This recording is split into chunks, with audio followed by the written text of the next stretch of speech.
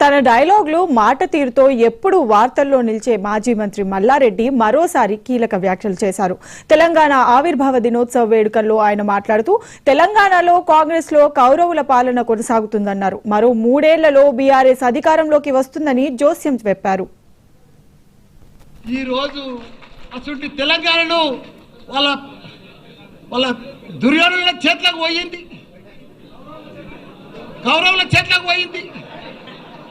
ఆ చేతులకు పోతే ఎంత ఘోరము ఎంత పాపము. వాళ్ళకు పరిపాలన వస్తలేదు, వాళ్ళకు అడ్మినిస్ట్రేషన్ వస్తలేదు, వాళ్ళకు అవగాహన లేదు, వాళ్ళకి ఏమీ లేదు. వాళ్ళు ఏం చేస్తున్నారో కూడా వాళ్ళకే అర్థమైతలేదు. ఒక వ్యాపారాలు లేవు, బంగారం దుకాణంలో కూడా 1,00,000 రూపాయల ధర అయింది కానీ కొనేటోడు లేడు. బట్టల వ్యాపారాలు లేవు, ఎక్కడ కూడా భూముల బేరాలు లేవు, ఏ బేరం లేదు.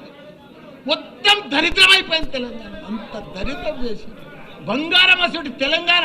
ఇప్పుడు అందరు బాగా పంటలు పండి పైసలు వస్తేనే కదా నాకు బాగా అడ్మిషన్స్ జరుగుతాయి. భయపడేది ఏం లేదు. 3 ఏళ్ళు లోపుకే పట్టుండ్రి.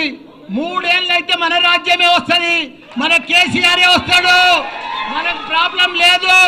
ఎందుకంటే వాళ్ళ గోయి వాళ్ళే తవ్వుకుంటున్నారు.